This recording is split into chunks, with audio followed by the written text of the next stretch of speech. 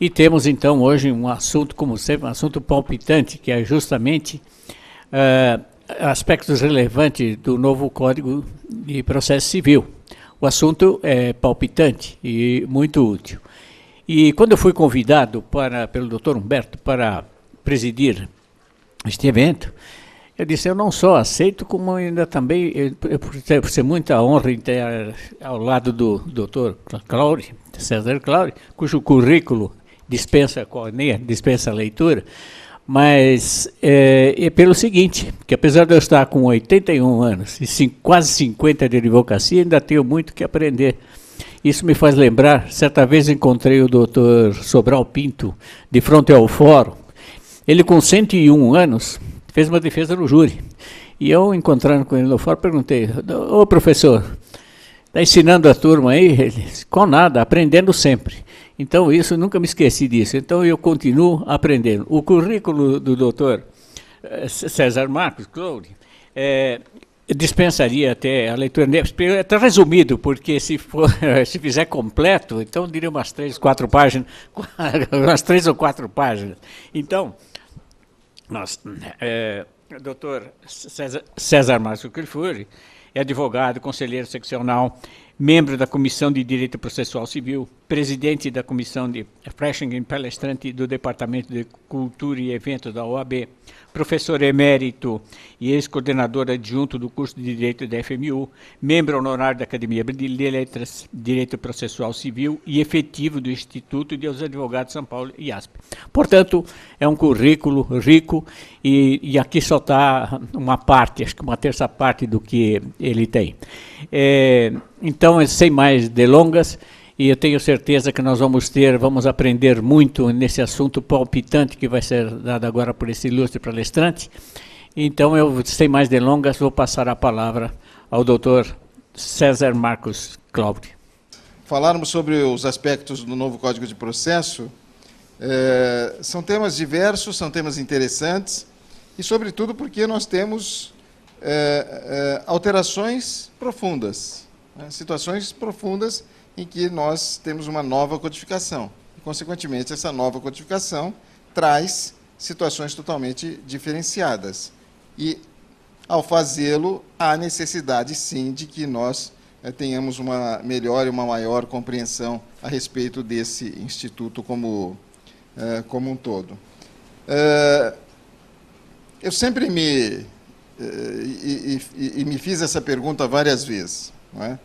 Será que nós precisávamos de um novo código? Não sei o que os colegas pensam. Num primeiro momento, todo mundo reticente. Não, o código que está aí, o Código de 73, é um código suficiente, poderia estar atendendo aí, talvez com alguma outra adaptação, alguma outra reforma, alguma coisa, não é? Mas eu vou responder por mim. Eu, hoje, estou convicto de que nós precisávamos e precisamos de um novo Código de Processo, né?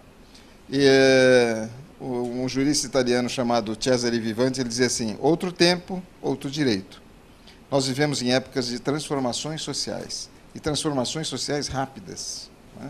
Então, é evidente que nós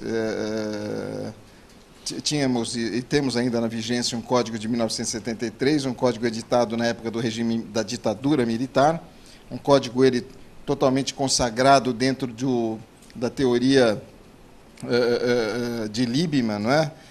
E, consequentemente, essa teoria passa a ser afastada pelo modo com o qual o novo Código de Processo é ajustado, e necessariamente para isso, para atender o quê?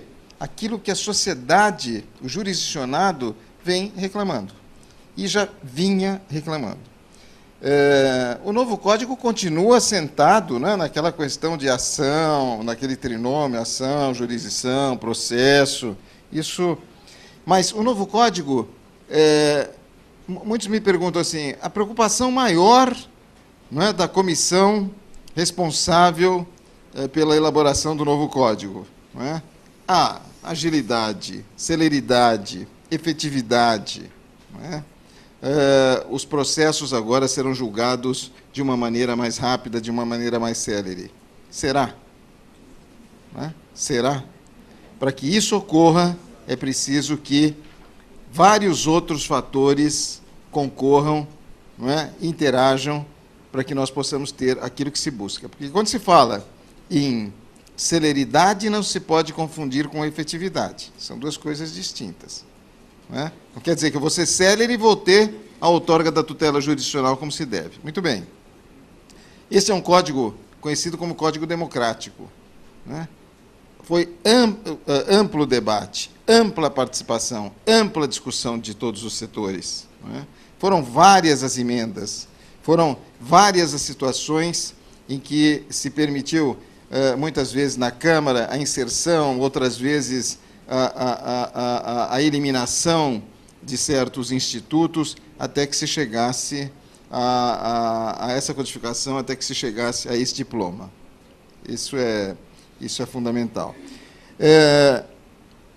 E falarmos do Código de Processo, é muito interessante, do novo Código de Processo, porque o que nós vivemos hoje? Hoje nós vivemos uma situação que é uma crise patológica no país, que é a morosidade.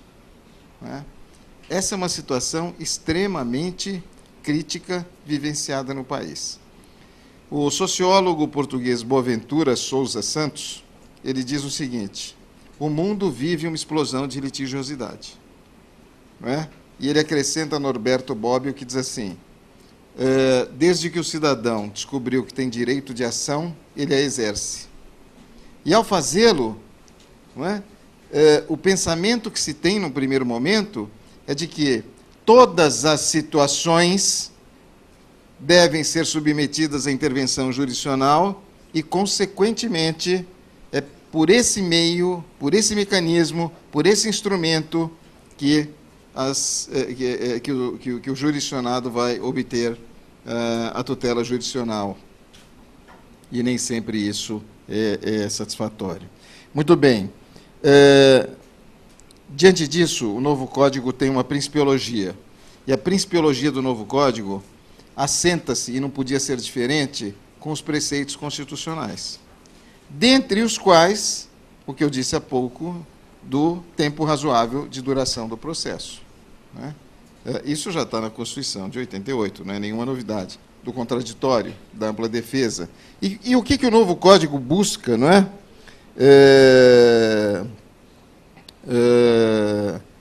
O que o novo Código busca com isso? Busca trazer uma situação de otimização, de uma melhor organicidade na prática dos atos processuais e, mais do que isso, busca uma flexibilização, saindo da teoria eclética para uma teoria abstrativista, conhecida como a teoria da asserção, não é? A fim de permitir que realmente aquilo que se discute em juízo, ou que venha a ser discutido em juízo, possa realmente ser definido de uma maneira mais célere, mais ampla, mais rápida. E, consequentemente, isso implica no quê? No melhor aproveitamento dos atos processuais. O ministro Luiz Fux, ele cita um jurista espanhol, que eu vou me penitenciar aqui agora, que eu não me lembro o nome, que diz assim: é preciso eliminar os chamados tempos mortos do processo. O que significa isso? Nós distribuímos uma ação, e ainda hoje com o processo eletrônico, né? O juiz vai examinar, e às vezes leva-se um tempo, né, até que se expeça o mandado de citação. Expedido o mandado de citação, aguarda-se a contestação. Depois, aguarda-se o despacho de Sua Excelência para que o autor se manifeste na réplica. E durante esse período todo, este lapso todo, é o que o ministro Fux chama de tempos mortos. Não há nenhuma atuação, não há nenhum movimento. Não é? Em 2013, o CNJ fez um levantamento, uma estatística, se eu não me engano, em setembro. São Paulo era o estado mais congestionado no exercício da atividade jurisdicional, 82%. Em 2013, tramitavam em São Paulo, só em São Paulo, quase 26 milhões de processos. E hoje nós temos praticamente 100 milhões de processos, ou mais. Né? Ou mais. Então, o Código, já disse um articulista, ele exerce uma situação, e ele traz uma situação de um exercício que ele denominou de contrafático. O que significa essa situação contrafática? É uma situação que procura afastar esse formalismo, esse rigorismo previsto no artigo 2º do vigente Código de Processo, que é da legalidade e instrumentalidade, né, na forma dos atos processuais, para a outorga da tutela.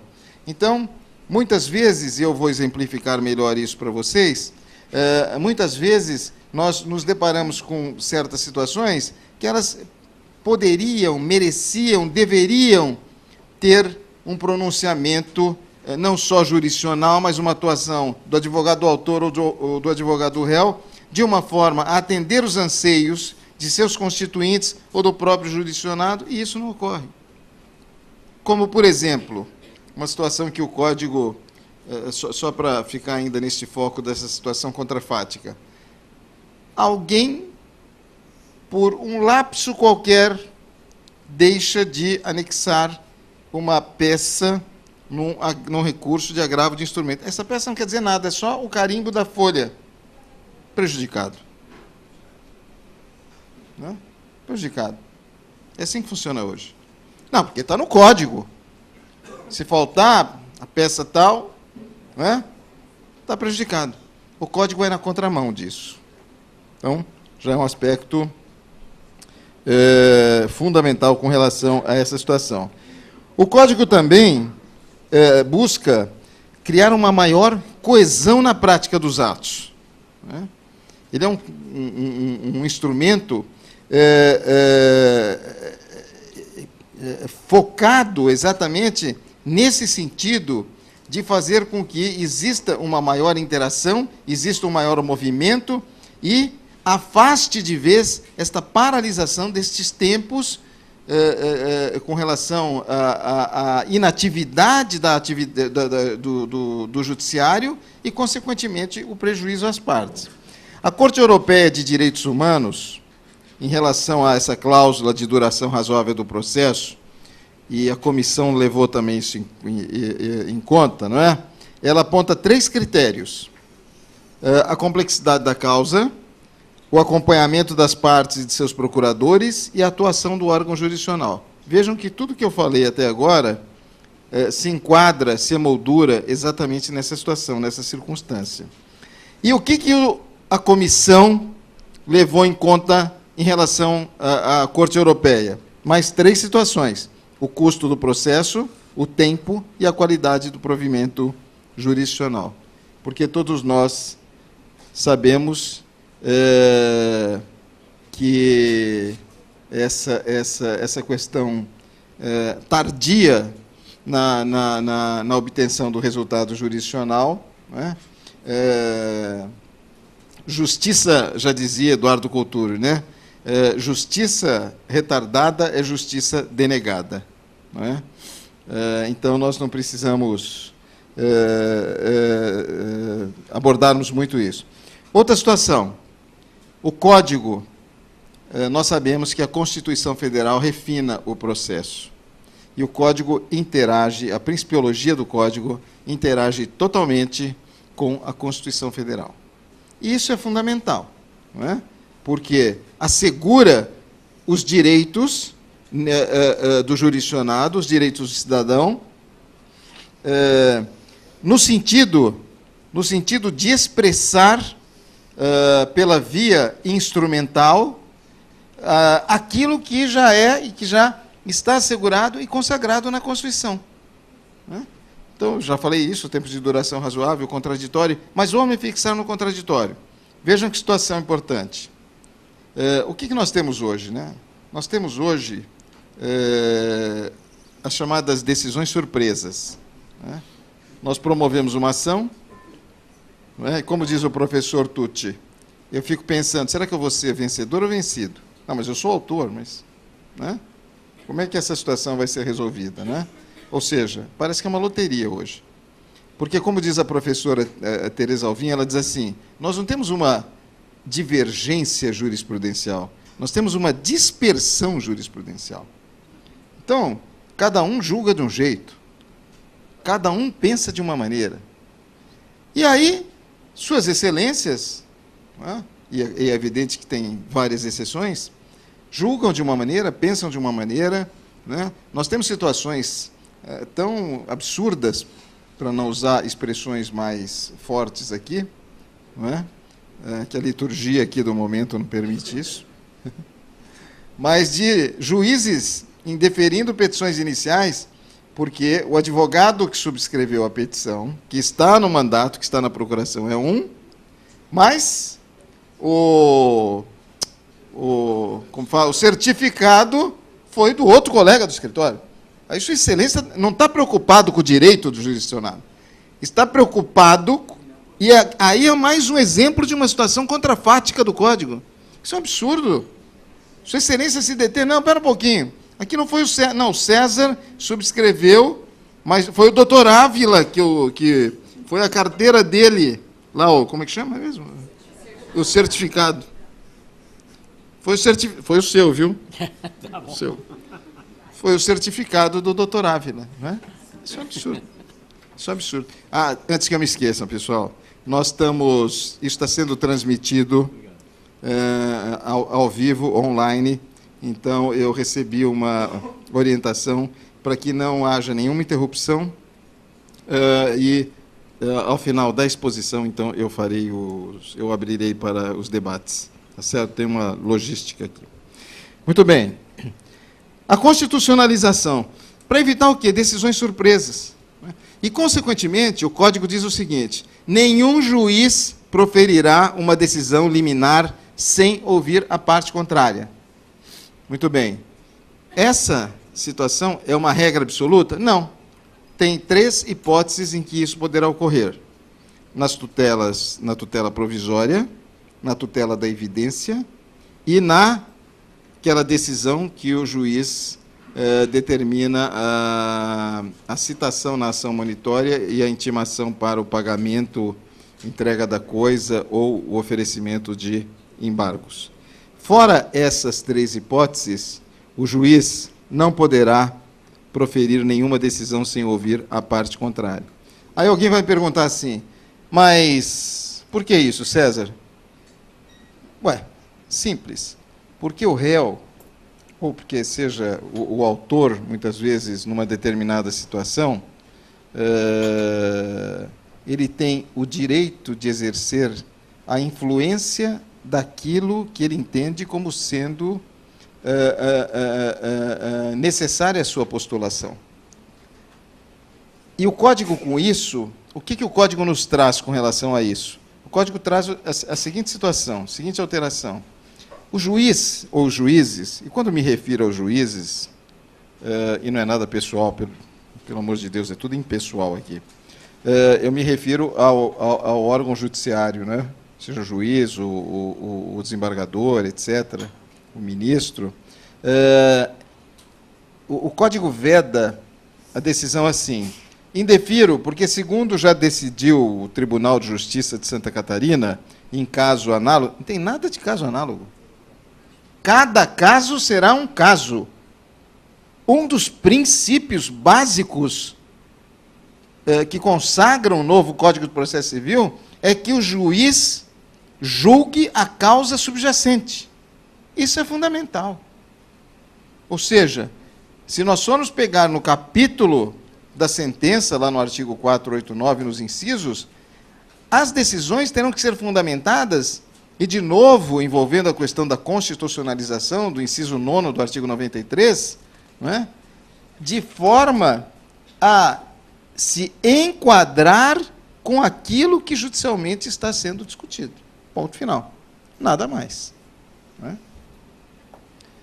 Para isso, E para que isso ocorra, o Código, inspirado no direito europeu, ele traz uma situação que é interessante, que é um princípio, o chamado dever de colaboração e de cooperação entre autor, réu, e vale dizer advogado do autor, advogado do réu, e, consequentemente, a participação do juiz. Isso é um princípio de democratização. É uma situação participativa. É uma situação que permite que as partes possam criar uma situação de proximidade, objetivando exatamente extrair daquilo que está sendo objeto de discussão um aproveitamento, a otimização, que é o que o Código busca, não é? Essa conhecida cooperação intersubjetiva, tem um jurista português que define o seguinte: quais são os deveres essenciais de cooperação? Dever de esclarecimento, dever de prevenção, dever de consulta e dever de auxílio. As partes devem reciprocamente estabelecer um critério de consenso, de esclarecimento, de auxílio em busca do resultado que vai atender ao que o autor reclama ou ao que o réu reclama. E quando, de novo, eu digo que o Código vai na situação contrafática, eu vou dar mais um exemplo para vocês. Hoje nós temos aqui a audiência do 331, né, aquela tentativa de conciliação, e temos audiência de instrução e julgamento. O Código traz uma inovação. No capítulo de organização e saneamento do processo, se o juiz tiver dúvida não é no sentido, não sei do que está sendo tratado, não é nisso. Mas a situação, às vezes, é complexa. E o juiz, antes de sanear, ou de proferir aquele despacho padrão que todos nós conhecemos, ele vai convocar as partes, os seus advogados, para uma audiência e dizer assim: o que de fato vocês querem? Agora, este princípio da colaboração e da cooperação não envolve só o advogado autor do réu, e autor e réu, envolve também o juiz. O juiz, o ministro Aires Brito diz assim: o juiz tem que sair daquela torre de marfim. Ele é poeta, eu não sou, ele fala muito melhor do que eu, gente. O Aires Brito diz assim: o juiz tem que olhar o que está à sua volta, o mundo circundante. Pode parecer utopia? Não, isso tem que ser uma realidade. Esse estado de coisas não pode continuar, não é? Não há mais condição de coexistir. Muito bem. O Código também, ele se volta para um propósito que é o propósito do diálogo. E quando eu falo da questão do diálogo que está no Código, significa, de certo modo, eliminar, ou seja, mudar o modelo da beligerância, um modelo hostil, não é? Um modelo de litígio, para um modelo de um diálogo, para um modelo de um certo, de um incentivo. E o Código fala em meios alternativos de solução de conflito, como a arbitragem, como a conciliação e como a mediação, mas tem um jurista que diz assim, ele diverge um pouco dessa situação de dizer assim, meios alternativos, né? Parece que é uma alternativa. Não, eu prefiro aquele que é o judicial, eu prefiro esse. Não. Ele se expressa muito bem, como diz assim, são mecanismos equivalentes. Até porque o Código não afasta, o Código não derroga, o Código não elimina o princípio, não é? Lá do artigo 5º do inciso 35, que é quanto à inafastabilidade da tutela, né? Quanto à lesão ou ameaça de direito, etc. Né? Então, o juiz tem que ser um juiz ativo, um juiz... eu vou ler para vocês o que disse o Aires Brito. O juiz tem que abrir mesmo as janelas do direito para o mundo circundante. Ele não pode se trancar numa torre de marfim. É isso aí. Se isso vai acontecer, né, nós veremos aí, né? Muito bem. E, consequentemente, os advogados precisam também agir dessa maneira. Eu tive, durante alguns anos, aí, exerci a docência, e eu pude perceber, nesse período todo, que eu examinava assim, o conteúdo programático e percebi o seguinte, né? O que se ensina nas faculdades? Acho que nunca terminar o litígio. Né? Não se ensina o diálogo, se ensina a hostilidade. Né?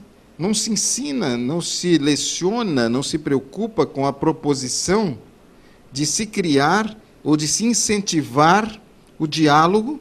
E quando eu digo o diálogo, é o diálogo do advogado não vendo o seu ex-adverso como inimigo. Não é?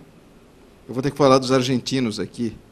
Os argentinos dizem o seguinte, que entre os advogados argentinos, o tratamento tem que ser de urbanidade, tem que ser de elegância, tem que ser de respeito. Né? E deve ser assim. E o que nós temos aqui? Né? Então, nós temos um código hoje vigente que permite uma série de situações, um código que tem uma série de formalismos e, consequentemente, não permite nenhuma situação que possa derivar favorável ao interesse de uma parte ou de outra, e, consequentemente, a situação não avança, a situação não caminha. Ainda dentro da principiologia do Código, muitos me perguntam assim, o César, é verdade que vai ter uma cronologia? É verdade, está aí no Código. Então, assim que nós distribuirmos a ação, isso vai ser julgado, a minha vai ser julgado antes da do Dr. Ávila. Verdade isso? Né? A minha vai ser julgada antes do outro colega, porque vai sair uma lista, eu vou acompanhar esta lista e, consequentemente, eu vou exatamente ter a percepção, será que a minha causa vai ser julgada antes, durante ou depois? Mas isso só é insuficiente. Não é? Todos nós sabemos que nós temos o maior tribunal do mundo, o de São Paulo. Não é que é do Brasil, é do mundo. Não é? 50 mil servidores, e no Brasil nós temos 16 mil juízes. E nós temos a Constituição diz que, dependendo da densidade democrática de cada região, de cada comarca, deveria, né, ter um número adequado de juízes. Isso não acontece.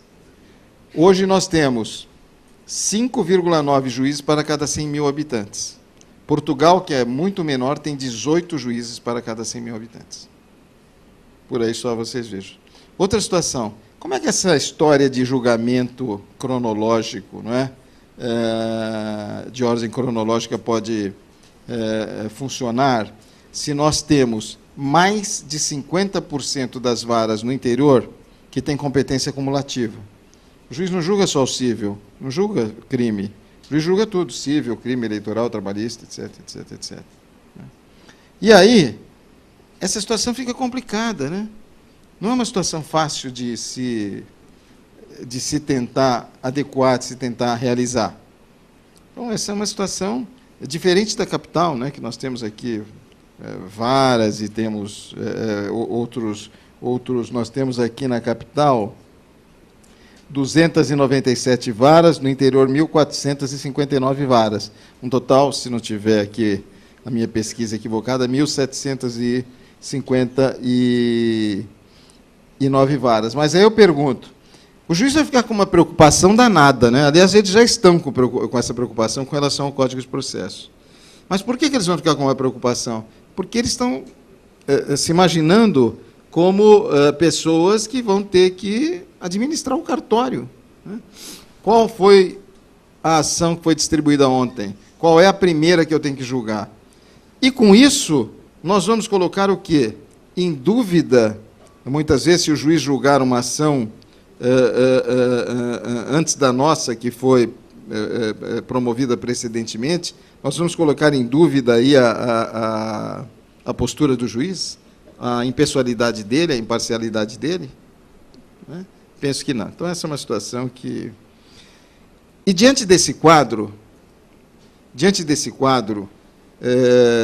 para podermos falar dessa questão de cronologia de julgamento de processos e de um quadro em que nós temos aí mais de 100 milhões de processos, o Conselho Nacional de Justiça, preocupado com isso, e já deveria ter tomado essa providência antes, mas no ano passado, em maio do ano passado, acho que em maio, abril do ano passado, não me recordo agora, se dirigiu a uma determinada capital aqui do Brasil.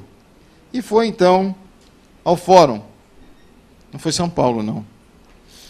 E chegando lá, a equipe do CNJ se perguntaram, quantos processos tramitam aqui na vara? 10 mil processos. 10 mil. Quantos servidores? 7. Façam a conta. Muito bem. Saíram de lá e foram para o tribunal, para o gabinete de Suas Excelências. Não é? Nós sabemos que mais de 95% dos processos tramitam em primeira instância. Não é? Cada desembargador tem, acho que tem ou tinha, não sei, 19 assessores. Então, como é que... Então, foram editadas 2 resoluções, a 194 e 195, do Conselho Nacional de Justiça, visando exatamente readequar isso, realocar o pessoal, porque senão não tem como se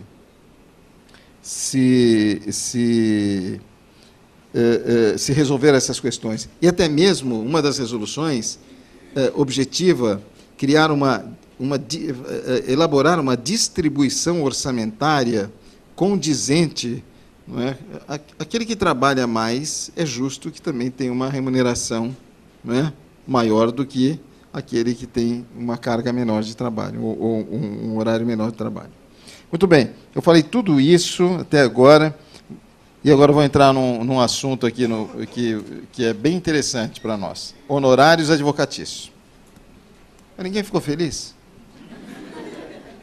Acabou a palestra, gente. Pensei que este capítulo aqui fosse... Doutor Ávila, foi um prazer. Honorários advocatícios. Vocês acham que melhorou ou que piorou? Que desânimo total isso aqui, não é possível. Melhorou, gente. Melhorou. Agora os honorários são cumulativos. Os honorários são devidos na reconvenção, cumprimento de sentença, na execução resistida ou não, e nos recursos interpostos cumulativamente. Isso melhorou demais. Como funciona hoje? Vamos tentar, não é, criar uma figuração de como funciona hoje. O juiz fixa honorários. Vai até o final. 10 anos depois, aqueles 5%. Quando fixa 5%? Né? E às vezes a gente trabalha anos, vem lá honorários. Pelo zelo, trabalho, grau, etc, etc, R$800. Né? Está acima do salário mínimo. Né? Já é alguma coisa. Né? Muito bem. Honorários são devidos agora cumulativamente. E são devidos também se a parte praticar ato atentatório à dignidade da justiça, se a parte agir com deslealdade, ou seja, se litigar de má-fé, se praticar o dolo processual. Então, isso cumula. Mas chega a quanto? A 80%, 70%, 60%? Não, gente. Chega, os honorários não podem ultrapassar 20%. Mas, se a parte for condenada em 5% por litigância de má-fé, também é devido. Tá? E por que isso? Né? Primeiro, para valorizar o trabalho do advogado. Não é? Para fazer com que o advogado tenha esse reconhecimento, porque ao longo dos anos, muitas peças, muito trabalho é realizado sem esse reconhecimento. Segundo, para criar uma situação de inibir com que a parte contrária, interpondo recursos meramente protelatórios. não é? Tem advogado que adora fazer isso. Não é? Recurso, incidente, litiga de má-fé, mente, falta com a ética, tem, infelizmente, tem de tudo, não é?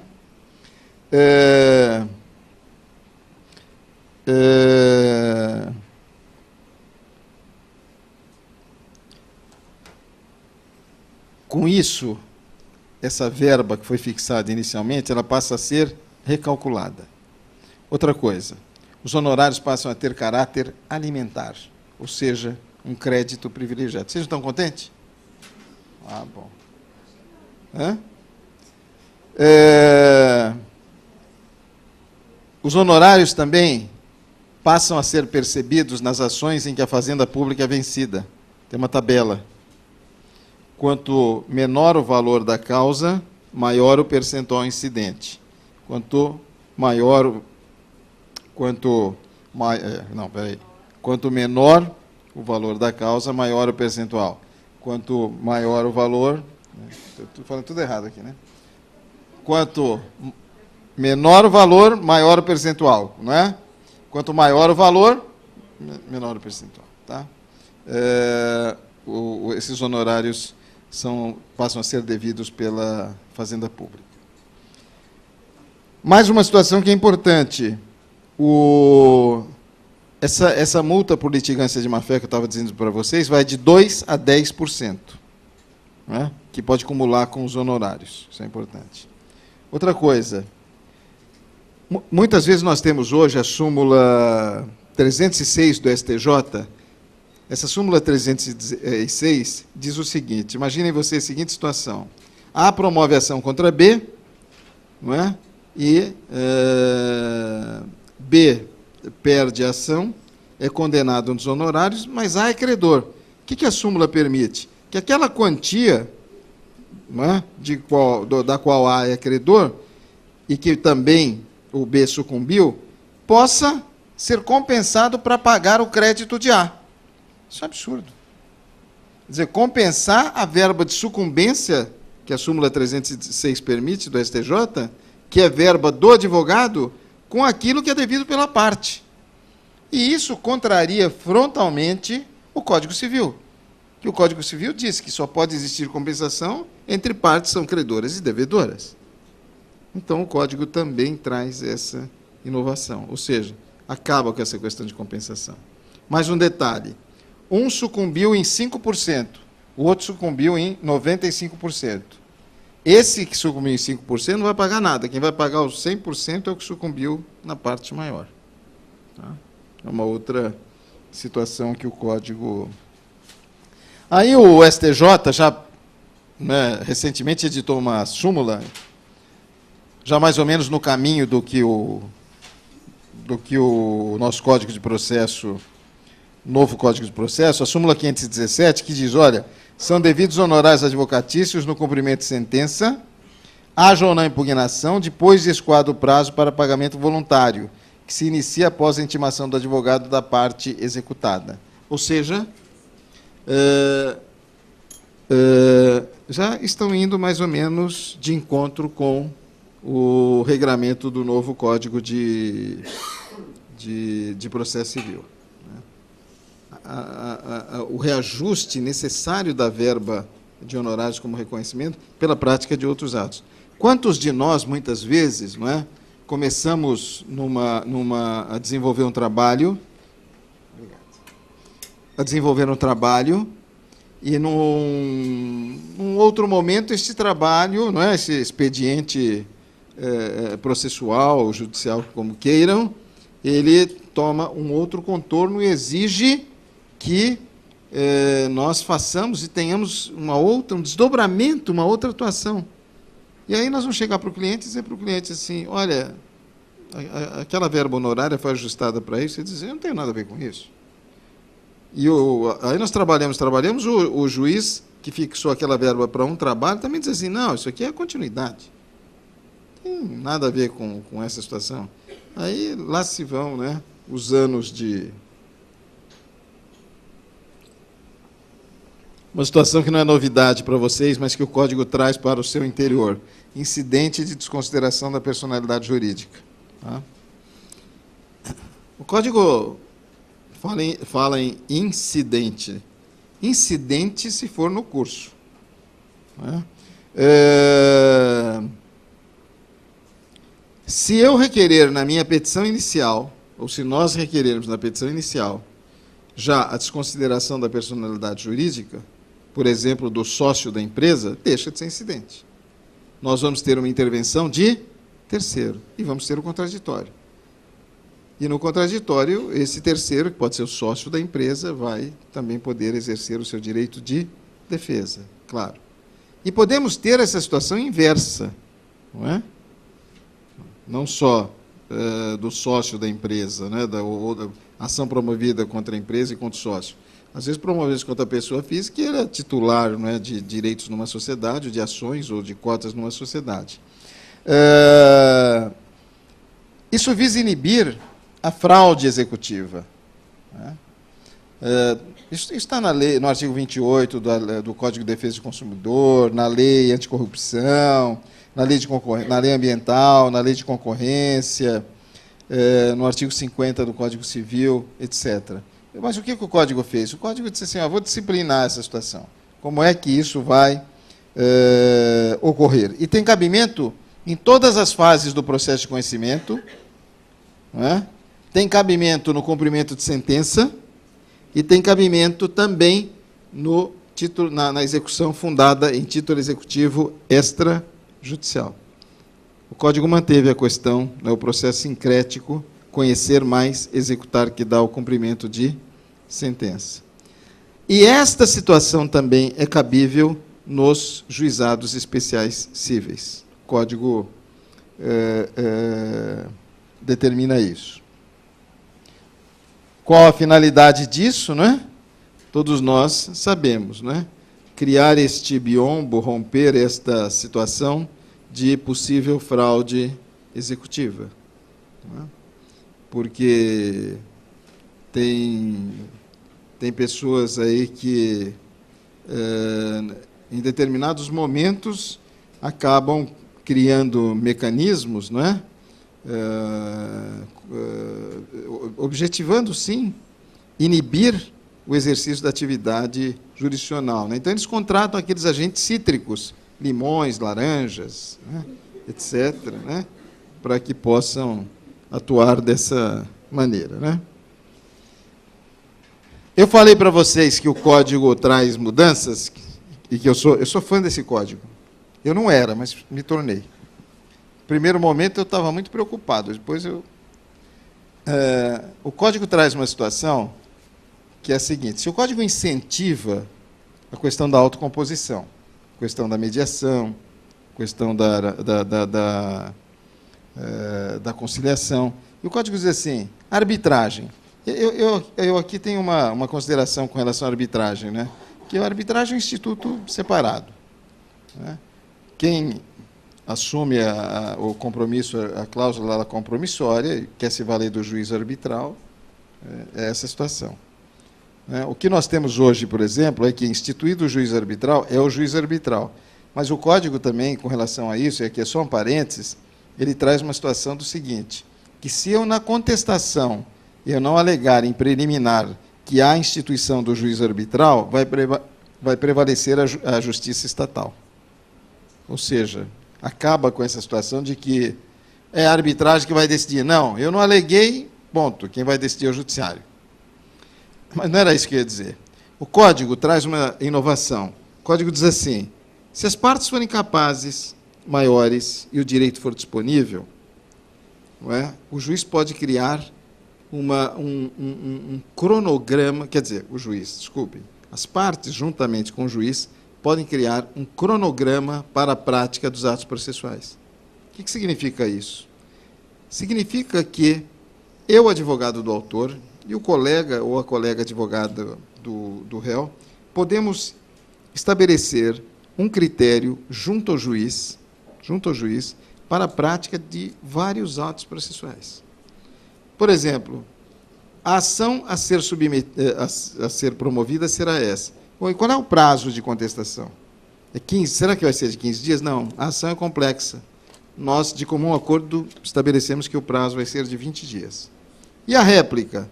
Pode ser de 10 dias. Pode ser de 5 dias. E o juiz não vai intimar. Nós vamos apresentar isso ao juiz. É como se o juiz fosse homologar isso, vai acompanhar essa cronologia. E esse é um critério de democratização da atuação das partes, juntamente com o juiz, para que ninguém melhor do que as partes e seus respectivos advogados possam encontrar o caminho necessário para a resolução do conflito. Não é? Mais do que isso, nesse regramento, mas não só independente disso, porque o juiz pode também de ofício determinar isso, o juiz pode, as partes podem deliberar sobre a inversão do ônus da prova. Porque aqui, o que nós temos hoje, né? Nós temos uma situação do artigo 333, incisos 1 e 2 do vigente Código, que é uma situação estática. O ônus da prova incumbe, né? O Código, de novo, ele é flexível. Alega quem precisa, prova quem pode. Eu estava em Campos do Jordão, terminou a palestra, numa noite fria, tal, virou um advogado lá e me disse assim, um colega disse assim, eu não vou, jamais, eu produzir a prova para o outro, falei, eu não vou fazer isso. Falei, não, mas você não está produzindo para o outro, você está produzindo no processo. A prova é para o processo, a prova não é sua, ou do réu, ou do autor. A prova é do juízo. Não é? Essa é a chamada teoria dinâmica da carga probatória. De novo, vou ter que citar a Argentina. Desde 1990, eles adotam isso lá. Não é? Ou seja,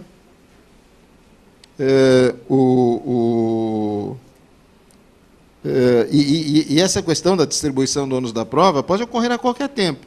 Antes de iniciar o processo, nessa cronologia, está no artigo 191 do Código de Processo, estou falando para vocês, do novo Código, ou durante o processo.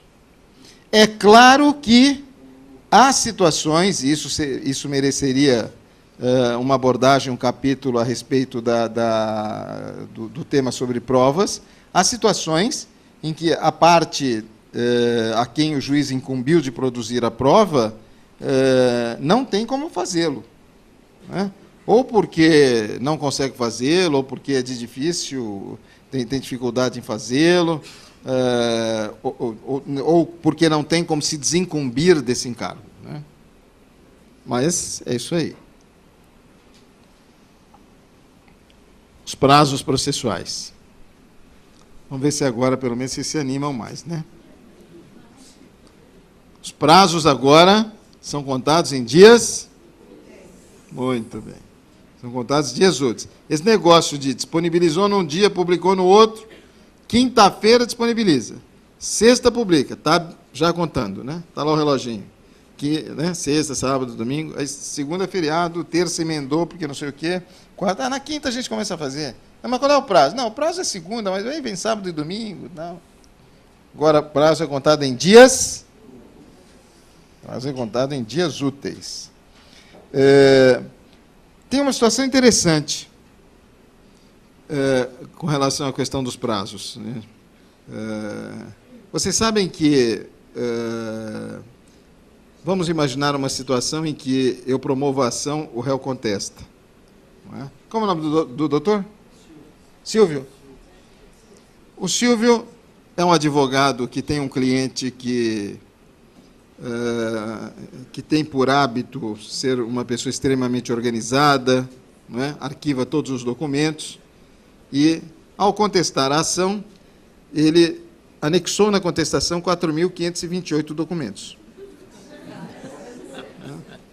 Foi muito, Silvio? Um pouquinho? Para formar uns 20 volumes. Aí o juiz, o que ele faz hoje em dia? Né? Ele despacha lá, manifesta o autor, né, sobre a contestação e os documentos. Né?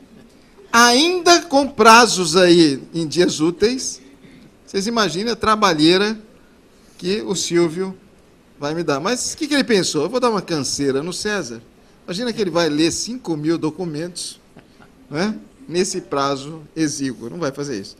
Mas o código, entendeu?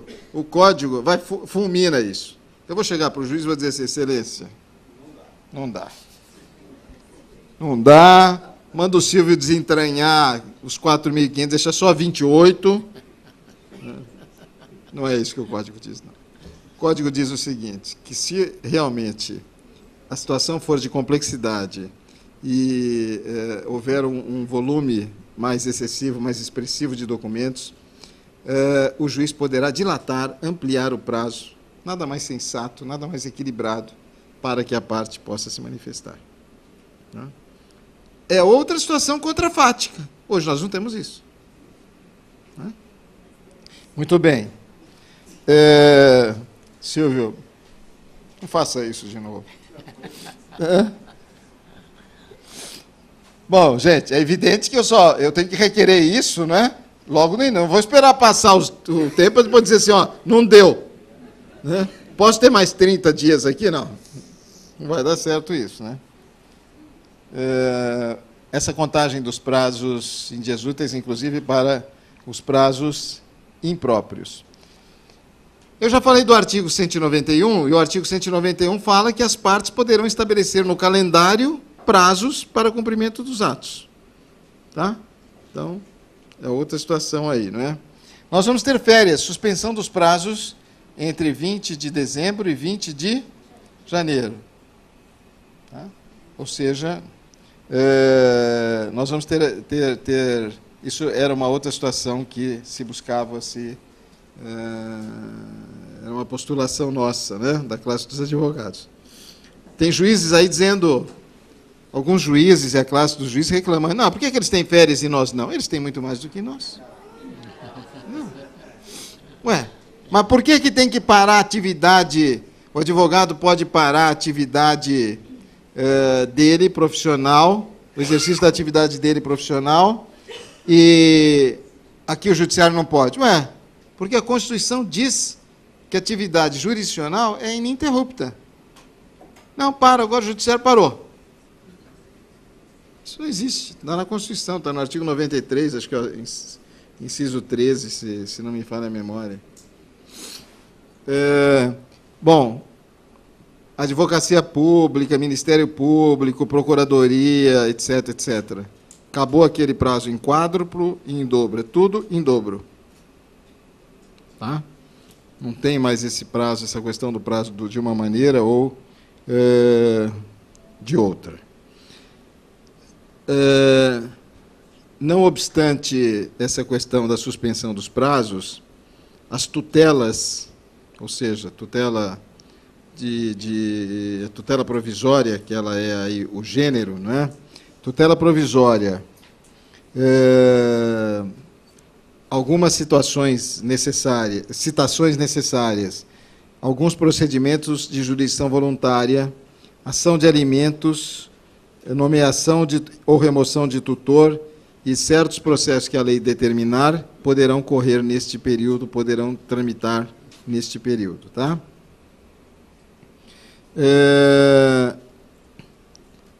Há uma outra situação que é preciso tomar cuidado com relação a essa questão dos prazos, né? Hoje nós temos assim, procuradores distintos, prazo em dobro. Cuidado com o processo eletrônico.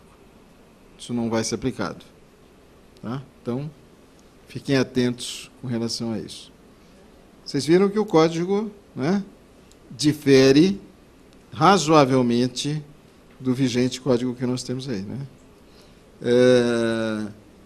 Eu digo que esse calendário para a prática dos atos processuais é uma situação extremamente interessante, extremamente coerente. Né? Mas, para que isso exista, né, é preciso que o convite do advogado que foi procurado para patrocinar a causa da parte seja extremamente elegante para o colega que vai representar a parte contrária, né? Normalmente não sai o convite, sai um e-mail ou uma notificação assim, fui constituído por fulano de tal e solicito que entre em contato nos telefones tal, e-mail tal, celular tal, ou que compareça ao meu escritório no prazo de 24 horas para tratar de assuntos de seu interesse, sob pena de... O cara fala, não, faz o que você quiser. Não é assim? A gente pode mudar esse modelo. O modelo da hostilidade, da beligerância, da litigiosidade, pelo modelo do consenso. Pelo modelo de uma melhor administração do conflito. Né? Entender melhor o que é essa teoria do conflito. Muito bem. Num primeiro momento, quando eu comecei a falar sobre o novo Código de Processo, cada vez que a OAB me convidava, eu ficava assim meio desesperado. Eu acessava lá o site do Senado, da Câmara, o que mudou? Porque toda hora está mudando. Só para vocês terem ideia, em março do ano passado, saiu da Câmara e foi para o Senado. Nesse percursozinho de alguns meses, foram 186 projetos de alteração. 186, para um código que tem 1.072 artigos. Então, vocês imaginam. Bom, processo cautelar havia sido totalmente eliminado. Aliás, foi eliminado. O que nós temos hoje do artigo 796 ao 889 do Código de Processo não existe mais. Quando foi para o Senado, não se falava nem em cautelar. Aí, mas como é que é essa história? Não tem mais arresto? Não. Sequestro? Não. Não tem mais nada? Não. Mas e o que eu falo para o juiz? Mas diz que apreendeu bem. Que quer penhorar, não precisa ter nome. Não precisa ter uma nomenclatura. Né? Como nós temos hoje cautelares típicas e atípicas. Essa situação ficou uma situação assim... Estranho isso, né? E outra coisa, não tem mais processo, está dentro do processo de conhecimento, acabou. Não tem mais procedimento sumário, né? Não tem. As ações de família agora, só as litigiosas, não é? E as que, é claro, com menores, incapazes, interditos, as demais, tudo pela via da desjudicialização. Mas muito bem. Aí voltou do Senado. Então, quando foi para o Senado, era tutela de urgência. Né? Saiu da Câmara e foi para o Senado. Aí o Senado mudou. Não vai ser mais tutela de urgência, agora é tutela provisória. O gênero agora é tutela provisória. E aí ficou um negócio interessante. Porque a tutela provisória, ela pode ser uma tutela de urgência. E a tutela de urgência, ela pode se desmembrar em antecipada e cautelar. Ficou fácil, né?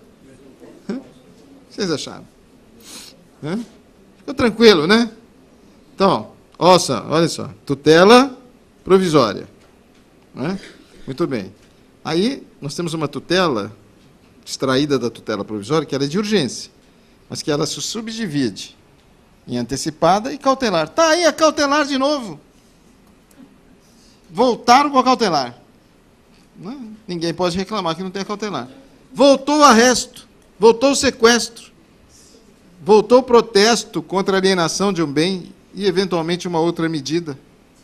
Voltou, atendendo aí os apelos. Tá? Agora, eles criaram uma nova tutela, chamada tutela da evidência. Tá? O que vocês acham? Então, o cliente nos procura, diz, doutor ou doutora, o caso é esse. Aí a gente vai lá no código, tutela provisória, será que é de urgência, cautelar, antecipada? Né? Mas não é tão difícil assim. É o seguinte, o que nós temos hoje? A antecipada do 273 incisos do Código de Processo, não é isso? Muito bem. Mas nós temos ainda no 273 um parágrafo 7º que trata da fungibilidade.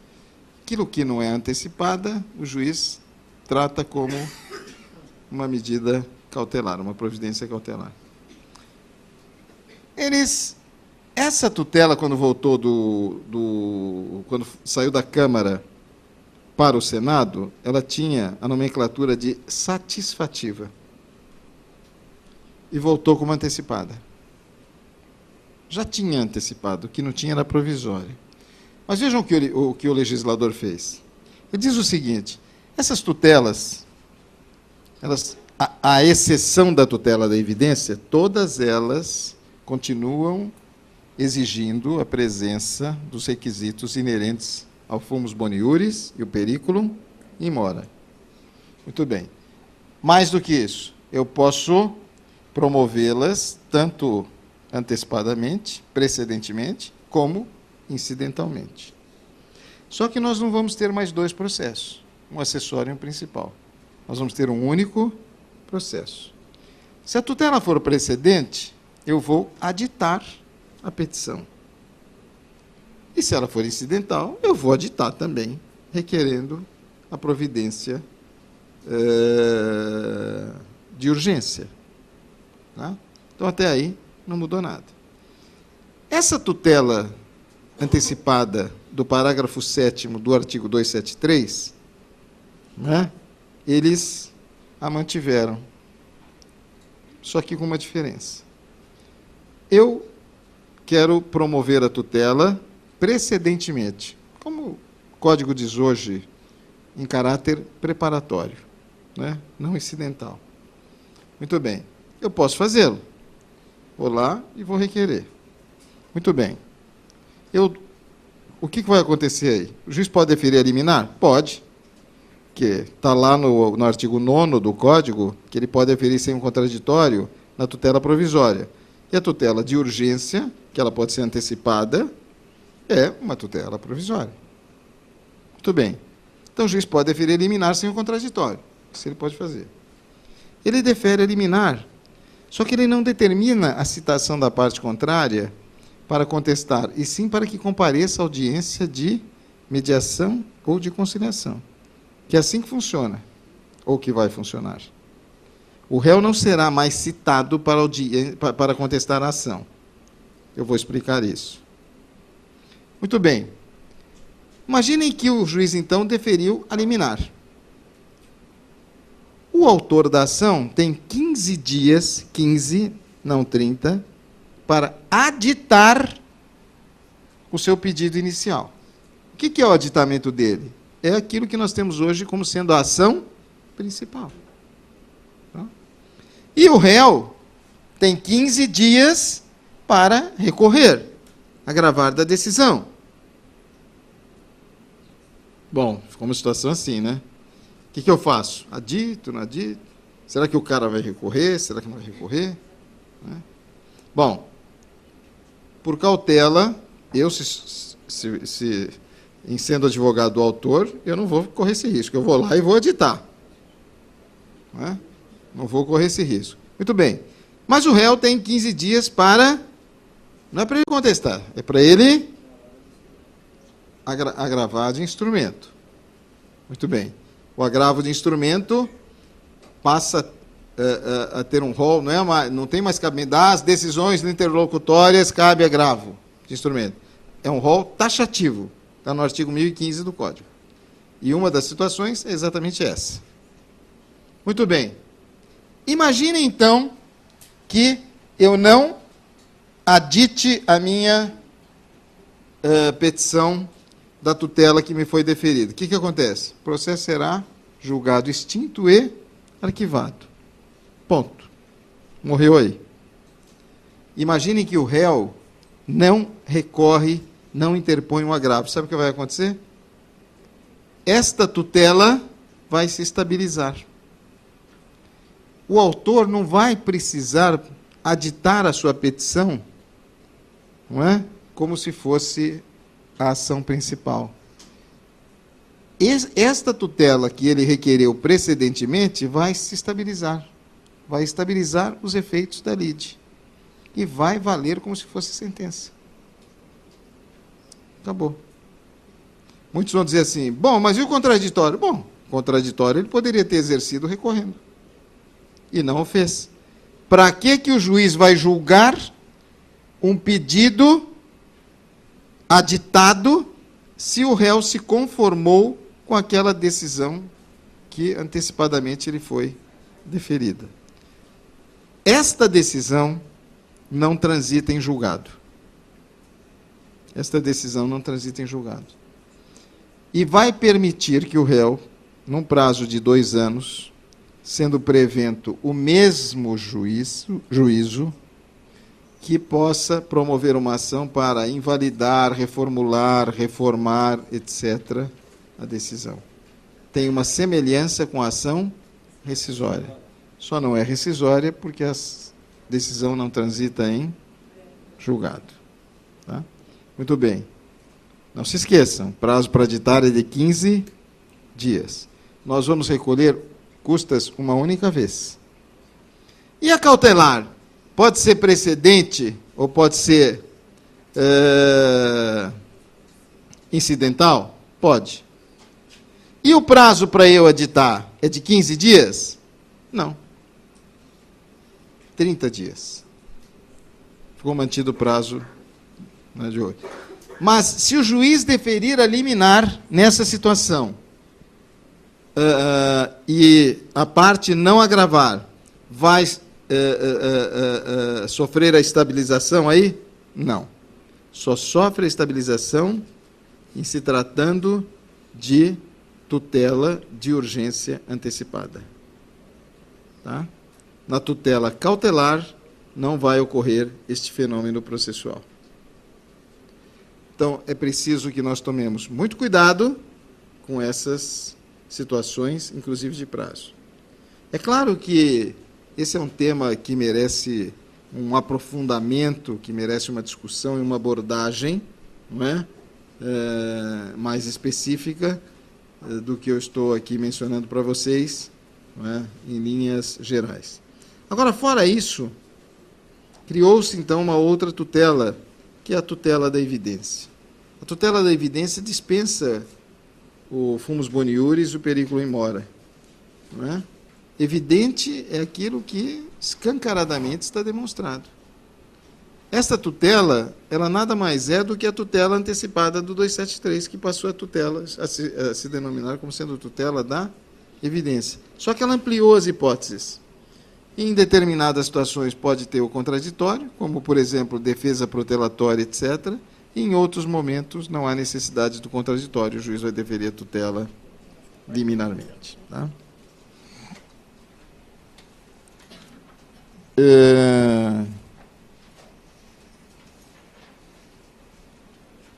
A tutela da evidência, só para que vocês saibam, ela tem cabimento se ficar caracterizado o abuso do direito de defesa ou manifesto propósito protelatório da parte, está no 273. As alegações de fato puderem ser comprovadas apenas documentalmente, houver tese firmada em julgamentos de casos repetitivos ou súmula vinculante. Se tratar de pedido rei persecutório, fundado em prova documental adequada ao contrato de depósito, essa disposição eliminou a ação de depósito. A petição inicial for instruída com prova documental suficiente dos fatos constitutivos do direito do autor, a que o réu não opõe a prova capaz de gerar dúvida razoável. Então, aí tem cabimento a tutela da evidência. O Código trata também da audiência de conciliação e de mediação. É essa mesma audiência que se tem hoje aí? Não. Não é? Os tribunais regionais e os tribunais estaduais. São Paulo hoje, se eu não me engano, tem 128 centros ou núcleos, né, de conciliação, de mediação. Mas o balizamento disso tudo está não só no Código de Processo, a partir do artigo 165 do Código de Processo, e a audiência está no 334 e seguintes, como também na Resolução 125 do Conselho Nacional de 2010 do Conselho Nacional de Justiça. Mediadores e conciliadores preparados, qualificados, né? Diferentemente do que ocorre hoje. Mediadores que necessariamente terão que ter... Precisam ser advogados? Não. Mas terão que ter a expertise naquilo e conhecer, sim, direito, processo, para que possam exercer uma atividade, não é uma atividade só de auxiliar do juízo, não é? Porque quem vai realizar essas audiências serão os conciliadores e os mediadores. O juiz poderá fazê-lo, essa chamada mediação ou conciliação endoprocessual, dentro do processo? Poderá fazê-lo, sim. Claro. Aliás, continua isso no vigente Código de Processo, que o juiz vai tentar sempre conciliar as partes. Né? Agora, esta atribuição, ela passa a ser outorgada para conciliadores e mediadores qualificados, que serão todos eles cadastrados, vai ter um cadastro nacional, não é, com a qualificação de cada um deles, com a expertise de cada um deles, para que possam exercer esta função, que é uma função preponderante. Tem um detalhe importante. A petição inicial estando em termos, se não for caso de indeferimento da petição inicial ou de improcedência liminar do pedido, que o Código altera isso também. Hoje nós temos o quê? Nós temos lá o 295, que trata do indeferimento e da inépcia. Não é? O Código continua tratando do indeferimento e da inépcia. Só que o que o Código fez, o novo Código? O Código pegou o vigente artigo 285-A e passou a ampliou as hipóteses em que o juiz pode julgar pela improcedência do pedido. O Código modifica isso, num capítulo separado, num capítulo à parte. Então, se não for o caso de indeferimento da petição inicial, que envolve até a questão de inépcia, e de improcedência liminar do pedido, não é? O juiz designará audiência de conciliação ou de mediação. Bom, e se o autor não quiser audiência? Ele pode manifestar que não tem esse interesse. E se o réu não quiser audiência? Ele também pode fazer isso. O réu será citado com pelo menos 20 dias de antecedência da data designada para audiência, e nos 10 dias anteriores à audiência ele deverá dizer, não quero. Se ninguém disser nada, tem que ir à audiência. E se não for audiência? Ato atentatório de dignidade da justiça. Multa de 2% sobre o valor da causa. Tá?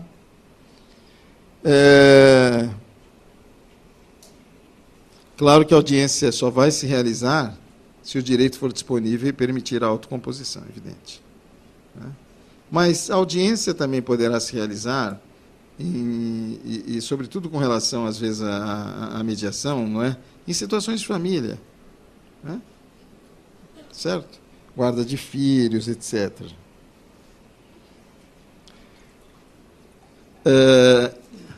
Essa tentativa de trazer para o Código esse procedimento tem não vou dizer que tem uma matriz, mas tem uma inspiração no direito americano, no direito anglo-saxônico, tanto no direito americano quanto no direito inglês. Né? No direito americano nós temos um sistema chamado multiportas, né? De que forma, sobretudo a CCI, a Câmara de Comércio Internacional, ela se trata dessas situações previamente para poder ver se consegue criar uma situação de resolução, não é? Na Inglaterra, nós temos aquelas situações alternativas para a resolução da disputa, as ADRs. E também existe na Inglaterra um protocolo pré-processo, pré-ação, em que as partes, juntamente com seus procuradores, estabelecem isso no sentido de evitar que as partes ingressem em juízo a partir do momento em que, eventualmente, elas podem deliberar, podem acordar fora do judiciário. É claro que isso exige, de novo, o dever de cooperação e de colaboração.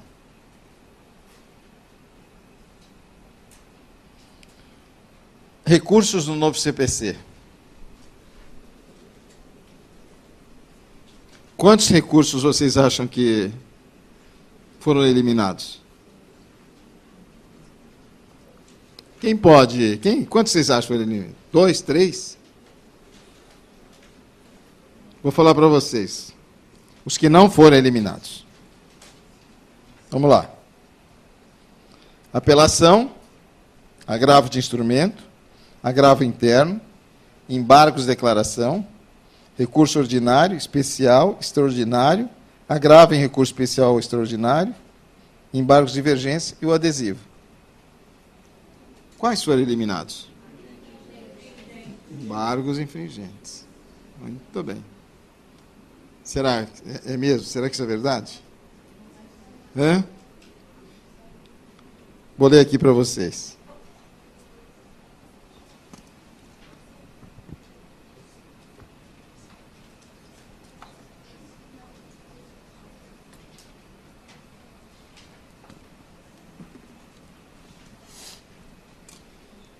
Artigo 942.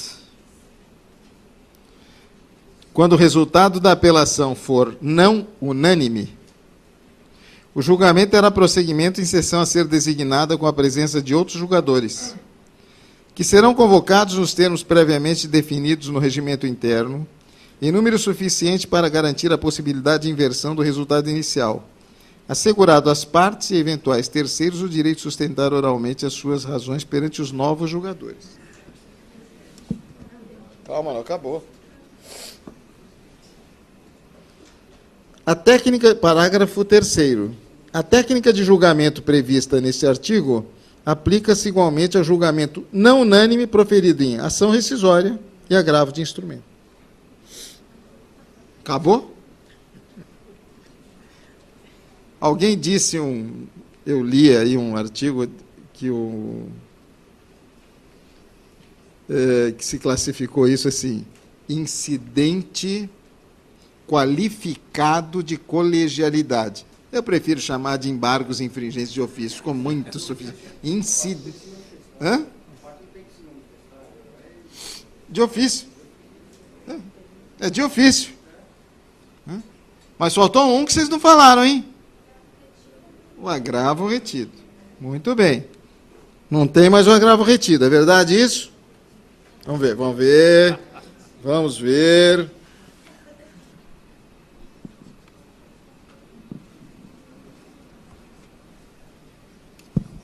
Que artigo que está hoje a apelação no Código? Está no artigo 513, é isso?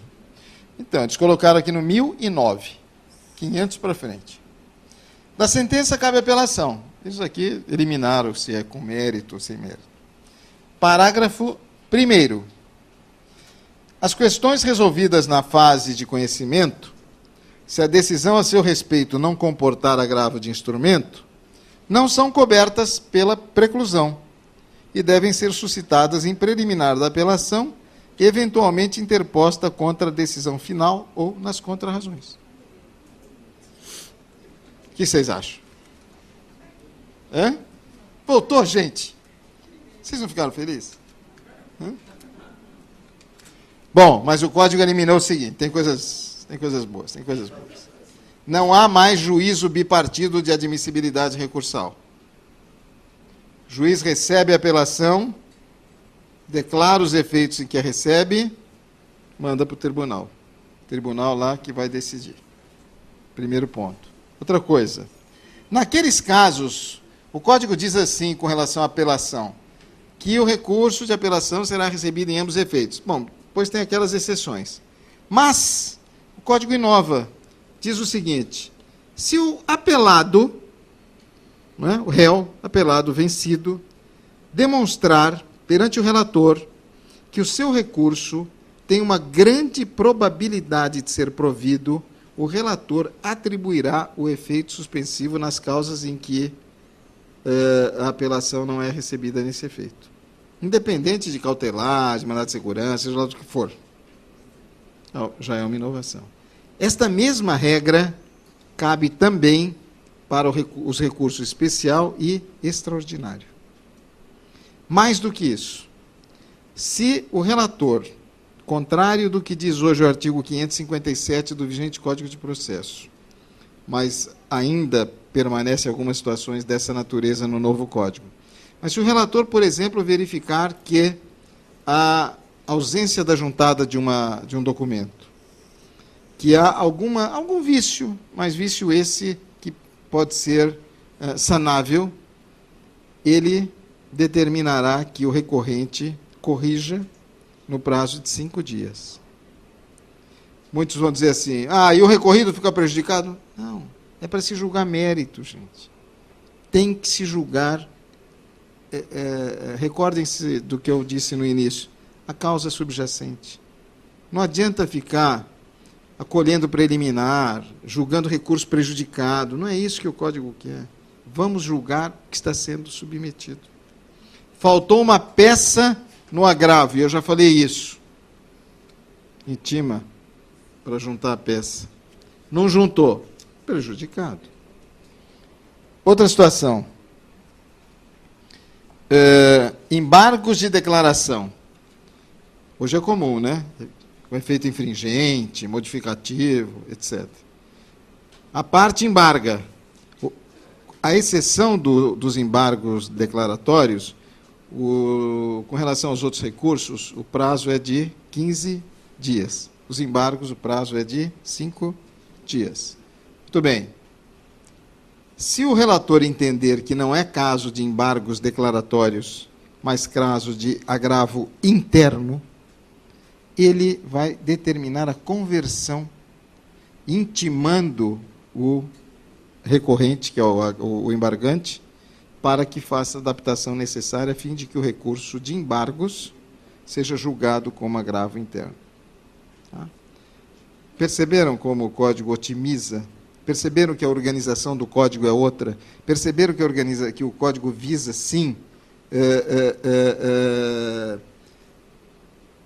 assegurar às partes aquilo que a Constituição define e preserva? Muito bem. Uma outra situação que fulmina a súmula 418 do Superior Tribunal de Justiça. Vamos imaginar que o doutor Silvio ganhou a ação. Eu perdi. Dessa vez eu perdi. Na outra eu ganhei. Mas, né, vamos dar aqui uma chance para ele. Mas o acórdão do tribunal, ele entende que precisa de um aclaramento aí. Então ele embarga de declaração. Isso é o que nós temos hoje. Embarga de declaração. E está fluindo o prazo de 15 dias, especial e extraordinário. Correto? Foi lá intimado. Muito bem. O que a súmula diz hoje? Diz o seguinte: não, você não pode interpor recurso especial e extraordinário, tem que esperar a decisão dos embargos. Mas se você, César, recorrente, interpor especial e extraordinário, pela súmula 418, depois da decisão dos embargos, você vai ratificar as suas razões do especial e do extraordinário, sob pena de esses recursos serem considerados intempestivos. Gente, intempestivo é recurso fora de prazo, e não recurso no prazo. O Código fulmina essa súmula. O chamado recurso prepóstero deixa de existir. Eu interponho o recurso, independente se os embargos vão ser providos, não vão ser providos, está no prazo. Ponto final. Está no artigo, acho que 218, artigo 218, parágrafo 4º e, se eu não me engano, 1024 do vigente Código. Prepara o recursal. Como funciona hoje? No ato de interposição, tem que estar lá a guia, não tem? Muito bem. Bom, tínhamos que recolher 200, recolhemos 180. O que acontece? Não, deserto não. Vai ser intimado para complementar em 5 dias, não é isso? Tinha que recolher 200, não recolhi nada. O que acontece? Deserto. Eu tinha que recolher... Vocês sabem que eu tenho, assim, um problema com a guia de custas do Rio de Janeiro, chama GRERJ. Assim, esse nome, assim, que é um nome que inspira, cada vez que eu ouço falar na GRERJ, eu falo, como é que se preenche isso? Vamos, então, fazer um curso para preencher a GRERJ e os seus códigos. Porque se faltar um detalhe, né, o nosso recurso deixa de ser considerado. Como me disse uma vez o terceiro vice-presidente do Tribunal de Justiça do Rio de Janeiro, doutor, nós somos uma secretaria do STJ e do STF, aqui só sobe 1,25% dos recursos especiais e extraordinários interpostos. Eu falei, puxa, que eficiência. Que eficiência. E a grerge é uma das situações. A tal grerge. Muito bem. Errou o código. Deserto. Não pôs o nome da ação. Deserto. Qualquer detalhe, deserto. Fora a dificuldade. Tem que ligar lá, liga na OAB, liga não sei aonde, Tudo bem. O código acaba com isso. O equívoco no preenchimento da guia não causa prejuízo nenhum. Intima e corrige lá. Olha, eu já recolhi, só que o código não é esse, o código é aquele e ponto final. Tá? Essa é uma situação. Outra coisa. No ato da interposição tem que recolher, sim, as custas. Como hoje tem a previsão no artigo 511. Tem que recolher. Muito bem, eu tinha que recolher 200, recolher 180. Vou ser intimado para complementar no prazo de 5 dias. Não complementei, deserto. Eu não recolhi nada. O Silvio tem um estagiário, coitado do estagiário, não posso falar isso. Não, o estagiário dele foi lá, não é? E esqueceu de recolher. O que acontece? Deserto? Não. O Silvio agora vai recolher em dobro. Em vez de 200, vai recolher 400. E vai descontar do estagiário. Muito bem. Mas, pelo menos, né, não vai sofrer representação na OAB, não vai ter uma ação da perda da chance. Né? Se ele tivesse recorrido, poderia ter a possibilidade de... É ou não é, doutor Ávila? De modificação. Então, vai lá e vai recolher. Imagine se for uma guia de custas aí de 30 mil, 20 mil. Né? Bom, mas menos mal, né? Pior vai ser uma indenização, né? Pior vai ser uma... Hoje um colega chegou lá no escritório e falou assim, você sabe que eu fui passear com a minha mulher, fui lá tomar um vinho em Paris, e falei assim, não vou ligar para o meu escritório. O pessoal é competente, não quero saber de intimação, não quero nem abrir aqui nada, não quero ver nada. Quando ele voltou, e aí, tudo bem, gente? Tudo bem, doutor, foi tudo tranquilo, etc, etc. Passada uma semana, uma das advogadas disse, doutor, teve só um probleminha. Qual probleminha? Aquela audiência que nós requeremos e que nós tínhamos que arrolar testemunhas, eu não arrolei. E pior, doutor, não fui à audiência. Oh, sim. E não, é que a juíza julgou e condenou o nosso cliente. Ele falou, pois é, quem paga essa conta agora? Quem vai pagar essa conta? Mas isso é só para ilustrar a preocupação que nós temos que ter com o acompanhamento, né, das situações. Isso é um fato verídico, não é brincadeira, não. Isso é fato verídico. Muito bem. Então, as custas, o código traz também esta inovação. Bom, tinha que recolher 400. Fui lá e recolhi 390.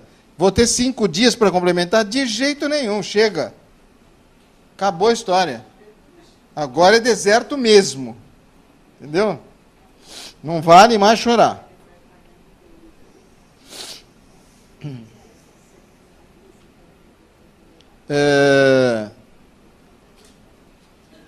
Eu já falei também isso, o chamado princípio consultivo, que significa que o recorrente poderá sanar qualquer vício ou juntar qualquer documento, inclusive no agravo de instrumento, para que o mérito do recurso, né, da discussão em si como um todo, possa ser julgado, possa ser apreciado. O código também altera a questão da uso capião. permite a desjudicialização. Vai ser possível o reconhecimento extrajudicial da usucapião conforme artigo 1071, que altera a redação do artigo 216-A da Lei 6.015 de 1973. É o Código 1071, artigo 1071. O Código, mas antes disso, a comissão de juristas aqui, né, incumbida de elaborar um novo código, ela se baseou nas balizas da extrajudicialização, coletivização das ações, a autocomposição e a informatização. Também na preservação do princípio da eficiência administrativa da justiça, para dividir com as partes o poder e a responsabilidade pela resolução de seus próprios conflitos. O Código eliminou as ações de depósito, anulação e substituição de títulos ao portador, enunciação de obra nova, uso capião de terras particulares, vendas a crédito com reserva de domínio, separação consensual e especialização de hipoteca legal. Isso deixa de existir. Eu vou ler aqui para vocês, já finalizando, que a sensação dos juristas que compuseram a comissão assim se expressou. Os novos tempos reclamam novos direitos, de que é possível recomeçar várias vezes na mesma vida, de que é saudável sonhar o sonho de justiça, mas é impossível, como dizia Fernando Pessoa, servir à sua época e a todas as épocas ao mesmo tempo, ou escrever para homens e deuses o mesmo poeta. O código certamente talvez não agrade a todos, mas é um avanço para o processo e não um retrocesso. Processo é para frente, retrocesso é para trás. Muito obrigado.